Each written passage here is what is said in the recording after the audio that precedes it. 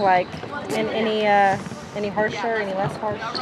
Well, we had a pretty tough day yesterday, and just our effort we played against Stanford was unacceptable. And we've got to learn to. It wasn't about the loss; it was just how we played. And you come to play every day, every game, as hard as you can play. And I thought we didn't play as hard as we could play. Is this the side of Holly that they haven't seen yet? Well, I think they've seen a little bit, but I think they understand I'm not very happy.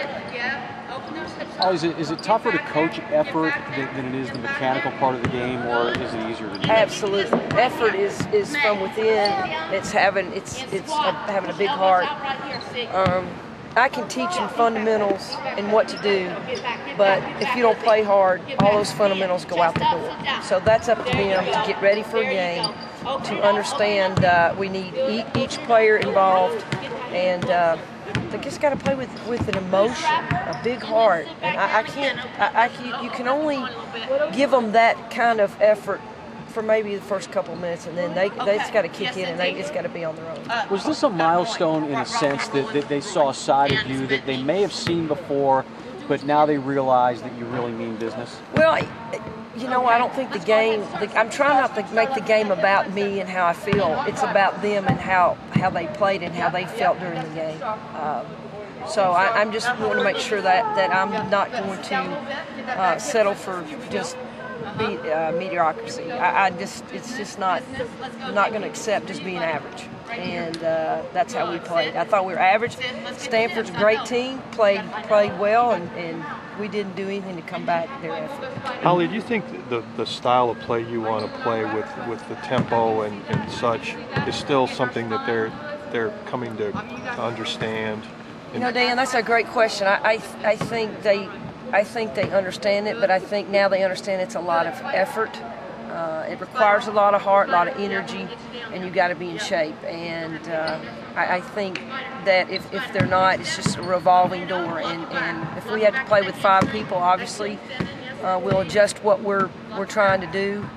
But would like 10 healthy people, and we've yet to really been healthy to me all year. So we just keep trying to get everybody ready to go and just play hard. That's all I'm asking them to do is play hard. Do they need more physical? I mean, do you have to have more physical conditioning to go with what you're doing on the court, or do you feel like they're in the shape that they need to be in to play the way you want to play? I think they need to be. I don't think they're quite there yet. I think they need to be in better shape overall to be able to play the tempo we want to play. Even if we didn't play the tempo we need to play, I think they've got to get better physically, but more so mentally. I think they talk themselves out of into being fatigued. When you look at, and maybe I saw a lot of this at the Baylor game, when you're using that speed, and some people say slow it down, is the mistakes that they're making with the fast pace a conditioning problem, or is it just silly mental mistakes? Or yeah, I think it's a combination of probably both. I think at times the first half we slowed the ball down against Baylor, and we didn't play the style that we wanted to play. Watch those heels coming together. I think playing the number 1 and number 3 team in the country, mentally it probably affected us. But those teams are not going away, and the way we advance and get better is play those teams. And we got to play up to the best of our ability. And I felt the second half of Baylor we did.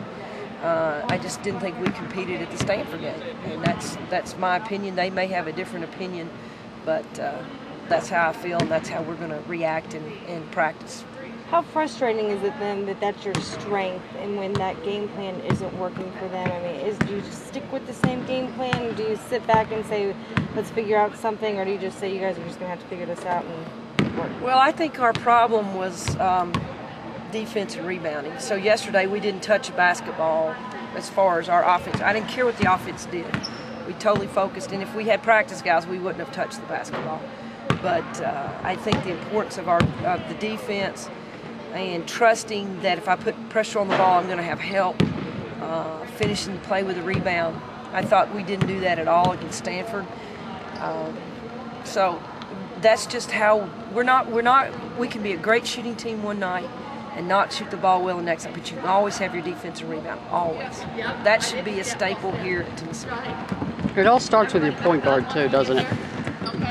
Well, absolutely. It starts with whoever's guarding the other team's point guard and who's dictating and what we're doing as far as I thought Stanford just did whatever they wanted to do offensively. We had no effect on them whatsoever. So it does. It starts with our point guard and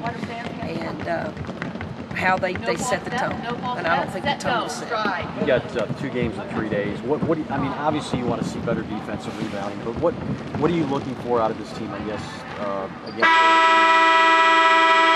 and against Rutgers? Well, I just want to see consistency as far as I think I keep saying this, the effort has to be there. And when the effort's there, we're an outstanding basketball team. And when we play at a slow pace, at our own pace, and a nonchalant pace, we're not very good. And so what I would like to see is us get hustle plays, us have great effort, great intensity, great emotion. And then we tend to feed off of that. And so if we have that, I think we will have a game that the head coach will enjoy. Were you happy with yesterday's practice? I was happy with yesterday's practice. It was extremely hard, but it's probably going to be some more like that today. Joel will be facing one of her former schools in a few days. Just how much has her addition meant, having somebody on your staff with head coaching experience and everything? How much of an addition has that been? Well, I think Gillette helped build obviously the Rutgers program. She knows a lot about them, and then she went on to be a head coach at Illinois. And I think just her being in that position, it has helped me. And I think she's seen from the assistant coach's side, the head coach's side, and I think she understands where we are and where we need to go. What of her response? I mean, I don't know how you divide the responsibilities among the assistant coaches, but what of her primary? Well, I rely on her a lot on recruiting and scouting, but I really rely on her as mentoring our young kids and sharing her experiences and making sure they know there's an open door policy and they can relate to her. But I never want Jolette to hold back on what she feels and how she thinks, and thus far she hasn't done that. I want her to be totally honest with me and totally honest with these players, and that's the only way we're going to get better. It's the only way I'm going to get better. So that's why I hired 2 strong females, and she and Kyra. And they tell it like it is, and that's what I want. I don't want it to be sugar-coated. I want them to tell me what I need to be doing, and especially these players what they need to be doing.